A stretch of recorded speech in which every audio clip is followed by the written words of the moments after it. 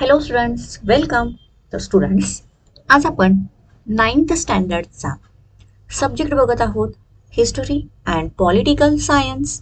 तर यामधला हिस्ट्रीचा जो पार्ट आहे त्यामधला 4th चॅप्टर आहे इकॉनॉमिक डेव्हलपमेंट, म्हणजेच आर्थिक विकास. तर हा चॅप्टर ऑलरेडी तुम्ही लर्न केला असेल, तो रीड सुद्धा केला असेल. तर आज आपण त्याचा कंप्लीट एक्सरसाइज म्हणजेच त्याचे डिटेल क्वेश्चन आन्सर बघणार आहोत. सो स्टार्ट करूयात आपल्या एक्सरसाइज मधील फर्स्ट क्वेश्चन. तर आपण क्वेश्चन फर्स्ट मधील क्वेश्चन ए बघणार आहोत. Choose right option and write the sentence. तर याच्यामध्ये फर्स्ट बघा, on 19 July 1969 major banks in India were nationalized. 19 जुलै 1969 साली भारतातील ज्या प्रमुख बँका होत्या त्या राष्ट्रीयकृत करण्यात आल्या. तर त्या किती? यासाठी ऑप्शन आहेत 12, 14, 16 आणि 18. आणि याचं करेक्ट आन्सर आहे किंवा करेक्ट ऑप्शन आहे option B, 14 major banks in India were nationalised.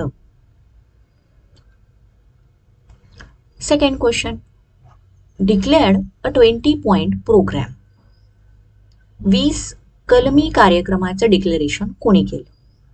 Answer बघा, ऑप्शन बघा, पंडित नेहरू, लाल बहादूर शास्त्री, इंदिरा गांधी आणि पी.व्ही. नरसिंहराव. आणि यातला ऑप्शन सी, इंदिरा गांधी यांनी 20 कलमी प्रोग्राम किंवा या कार्यक्रमाचं डिक्लेरेशन केलं. Now, question first मधील question B, identify the wrong pair and rewrite the corrected one.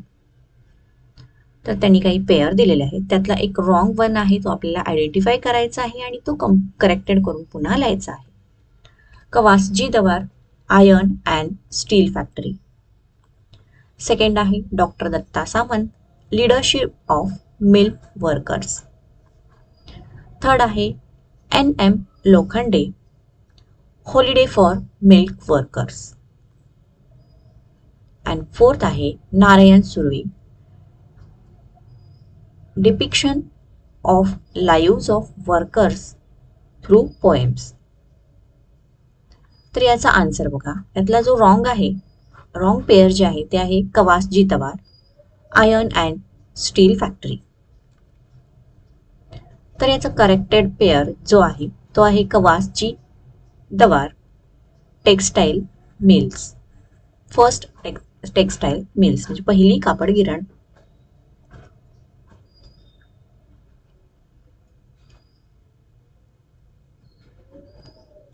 Now second question, त्यामध्ये क्वेश्चन ए,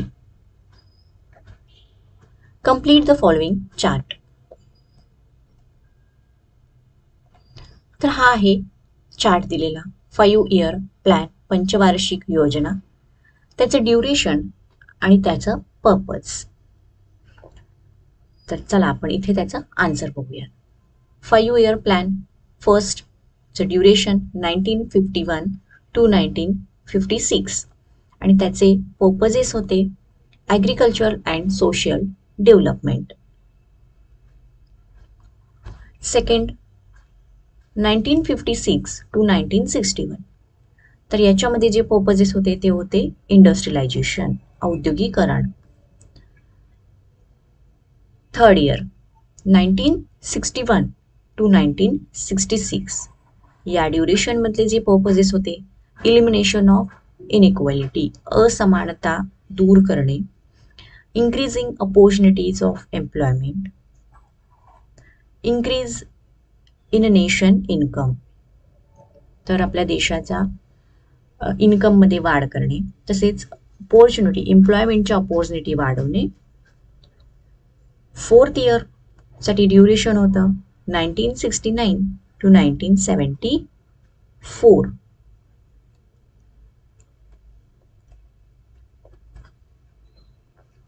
आणि त्याचा पर्पजेस बघा, scientific research, health and family planning. आणि fifth year plan duration 1974 to 1969. तर या दरम्यानचे पर्पजेस होते making India economically self sufficient by alleviating poverty, दारिद्र्य निर्मूलन करून भारताला सेल्फ सफिशियंट असं आर्थिक विकसित बनवणे हे पर्पजेस यात 1974 to 1969च्या दरम्यान होते.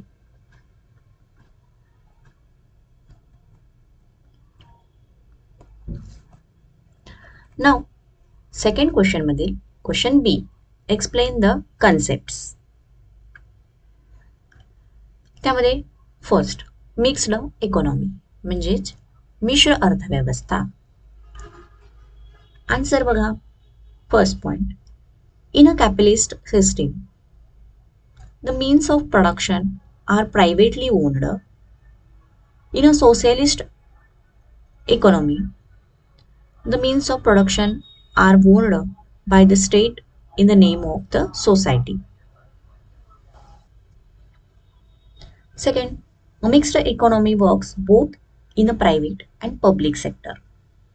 म्हणजेच मिश्र अर्थव्यवस्था ही प्रायव्हेट आणि पब्लिक म्हणजे सरकारी आणि स्वतःच्या असे मालकीच्या दोन्ही मध्ये जी अर्थव्यवस्था घडते त्याला मिश्र अर्थव्यवस्था असं म्हणतात.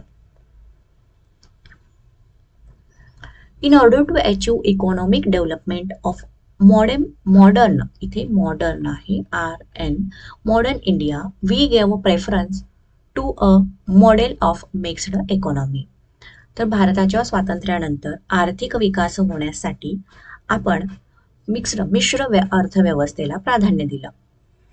We can see three parts in this kind of economy. तर आता आपण इकॉनॉमीचे 3 पार्ट्स कोणते कोणते आहेत, टाइप्स कोणते आहेत हे बघूया. फर्स्ट आहे पब्लिक सेक्टर.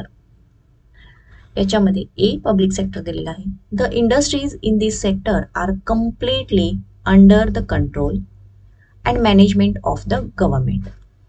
तर या सेक्टरमधल्या ज्या इंडस्ट्रीज आहेत या पूर्णपणे सरकारी अधिपत्याखाली असतात. For example production of defence equipment. Second B आहे private sector. This industries in this sector are owned by private industrialist.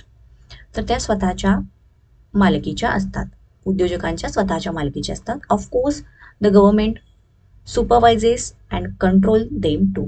तर गव्हर्नमेंटचे सुद्धा त्यांच्यावरती सुपरविजन किंवा कंट्रोल थोड्या प्रमाणात असतं. For example consumer goods.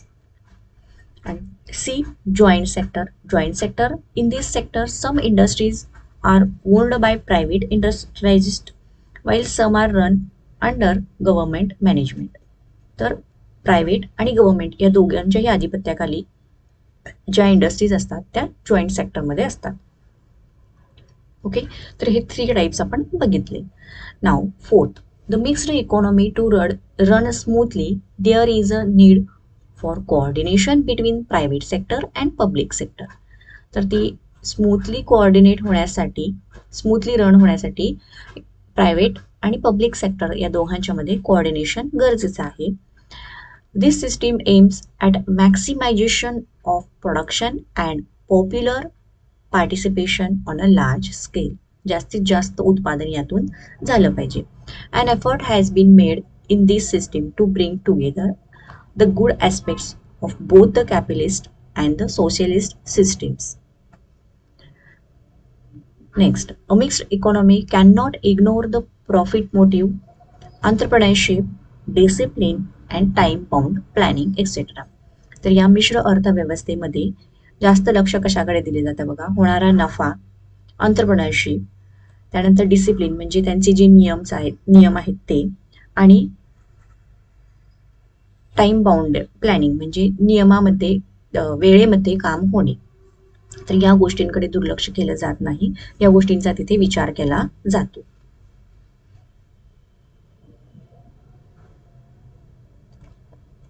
Now second आहे 20 पॉइंट प्रोग्राम म्हणजेच 20 कलमी कार्यक्रम. ओके, आता याचा आन्सर बघा. 20 point program. Prime minister Indira Gandhi announced the 20 point program on 1st July 1975 and resolved to make efforts towards rapidly becoming a developed nation. आता याच्यामधले main provisions कोणते कोणते आहेत हे आपण बघूयात. The main provisions of the 20 point program are as follow.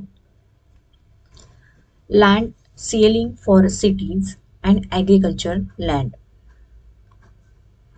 Equal division of wealth म्हणजे संपत्तीची समान वाटणी. Minimum wages for workers. किमान वर्कर्सना किंवा कामगारांना किमान वेतन. Increase in water conservation scheme जलसंधारणामध्ये वाढ करणे. वर्कर्स पार्टिसिपेशन इन इंडस्ट्री जास्तीत जास्त इंडस्ट्रीमध्ये जास्तीत जास्त वर्कर्सना पार्टिसिपेट करून घेणे. नॅशनल ट्रेनिंग स्कीम म्हणजे राष्ट्रीय ज्या ट्रेनिंग स्कीम्स आहेत योजना आहेत त्या. Freeing bounded labour. Prevention of tax evasion. Economic crimes and smuggling म्हणजे आर्थिक गुन्हे किंवा जे तस्करी आहेत त्या थांबवणे. Regulation of prices of basic necessities तर ज्या बेसिक गरजा आहेत त्याचे प्राइस एकसारखे ठेवणे. Improvement in the public distribution system ज्या काही पब्लिक डिस्ट्रीब्युशन सिस्टीम आहेत त्याच्यामध्ये वाढ करणे. Improvement in a textile industries by developing handloom sector तर हँडलूम सेक्टर डेव्हलप करून टेक्सटाईल इंडस्ट्रीची इम्प्रूव्हमेंट करणे. Waiving loans for weaker section तर वीक सेक्शन्स जे आहेत यांच्यासाठी लोन देणे किंवा त्यांना करमुक्त करणे.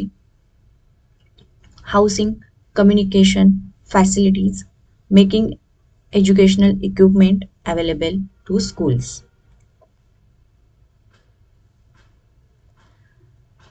तर या सगळ्या गोष्टी या 20 पॉइंट प्रोग्राममध्ये आहेत. नेक्स्ट क्वेश्चन 3 त्यातील क्वेश्चन ए गिव्ह रिझन्स. नाव त्याच्यामध्ये first independent India adopted for mixed economy तर भारताने मिश्र अर्थव्यवस्था स्वीकारली का हे बघा answer. Our prime minister Pandit Nehru adopted the middle path rather than taking recourse to any extremes. Some countries had adopted capitalism while some had adopted socialism. Each type of economy had its own advantages. तर काही देशांनी capitalism adopt केलं काही देशांनी socialism adopt केलं त्या ह्याच्या इकॉनॉमीसाठी काही त्याचे असे काही ॲडव्हान्टेजेस होते. But in a capitalistic system the means of production are privately owned तर या सिस्टीममध्ये जे प्रोडक्शन असेल हे प्रायव्हेटली त्याच्या स्वतःच्या मालकीचं असतं. In socialist economy the means of production are owned by the state in the name of the society. नाव third a mixed economy works both in the private and public sector.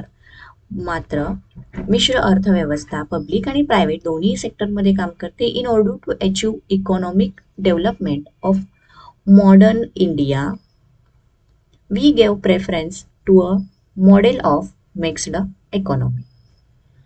तर आपला आर्थिक विकास होण्यासाठी आपण मिश्र अर्थव्यवस्थेचा स्वीकार केला. आता second question banks were nationalized in 1969 तर बँका ह्या 1969 साली राष्ट्रीयकृत करण्यात आला आणि त्याचा पाठीमागचं रिझन. चला आन्सर बघा. During the tenure of prime minister Pandit Nehru and Lal Bahadur Shastri banking was a monopoly of the private sector. Second these banks represented different industrial groups. The directors of these banks were working towards developing industrial sector and increasing its profit.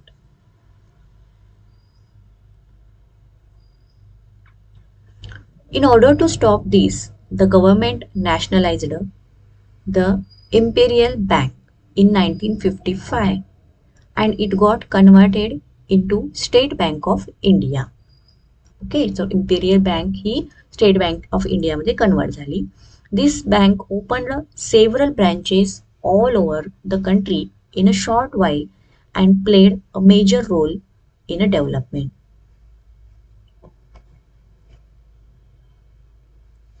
India had adopted a mixed economy after independence.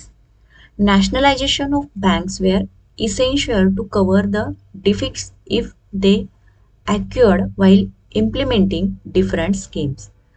स्वातंत्र्यानंतर जेव्हा आपण मिश्र अर्थव्यवस्था स्वीकारली तर त्याच्यामधली जी काही तूट आहे ही भरून काढण्यासाठी आपल्याला त्या बँकांचं राष्ट्रीयकरण करणं गरजेचं होतं. Also the profit of this bank would come in to the government treasury once they were nationalized. आणि त्यामधून सुद्धा जे प्रॉफिट होतं, फायदा होत होता, हा सरकारी खजिन्यामध्ये जमा होत होता. Prime minister Indira Gandhi nationalized 14 banks on 19 July 1969.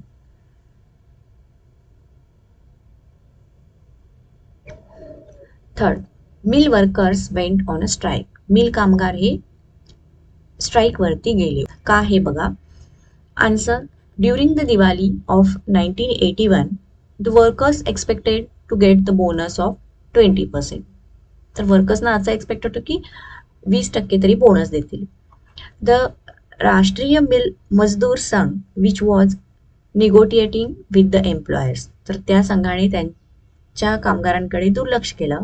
Agreed upon 8 to 17% bonus without talking the workers into confident. तर त्यांनी वर्कर्सना कॉन्फिडंटमध्ये न घेता 8 ते 17% बोनस जाहीर केला.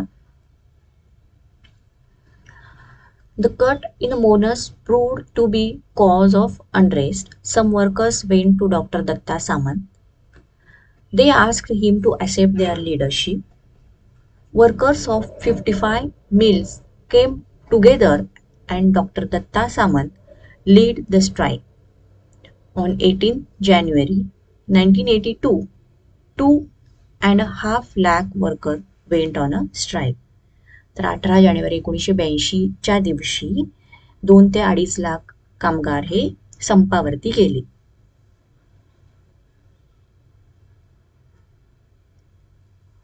बी question, answer the following questions in 25 to 30 words. चला, आपला हा लास्टचा क्वेश्चन आहे. यामध्ये question first, which programs were started in the 8-5 year plan. Okay, आणि याच्यामध्ये आन्सर बघा. Following programs were started in 8-5 years plan. म्हणजे पंचवार्षिक योजनेमध्ये कोणते कोणते गोष्टींचा समावेश होता. प्रधानमंत्री रोजगार योजना, महिला समृद्धी योजना, राष्ट्रीय सामाजिक आर्थिक सहाय्य योजना, mid day meal scheme, Indira Mahila scheme, Ganga Kalyan scheme.